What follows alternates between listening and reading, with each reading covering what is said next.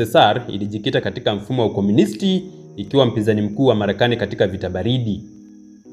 Hata hivyo, mnamo mwaka 1991, USSR ilivunjika rasmi na nchi 15 zilizokuwa sehemu yake zikajitenga na kuwa nchi huru.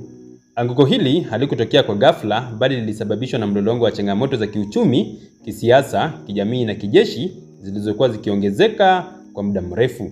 Makala hii inachambua sababu kuu zilizopelekea anguko la USSR na athari zake kwa ulimwengu. 1. Matatizo ya kiuchumi. USSR ilikuwa na mfumo wa uchumi wa kupanga, planned economy, ambapo serikali ilidhibiti sekta zote za uchumi ikiwa ni pamoja na uzalishaji na usambazaji wa bidhaa. Mfumo huu ulikuwa na changamoto nyingi. Kati ya changamoto hizo ni uzalishaji duni wa bidhaa za walaji, ambapo maduka mara nyingi yalikuwa na upungufu wa bidhaa muhimu. 2.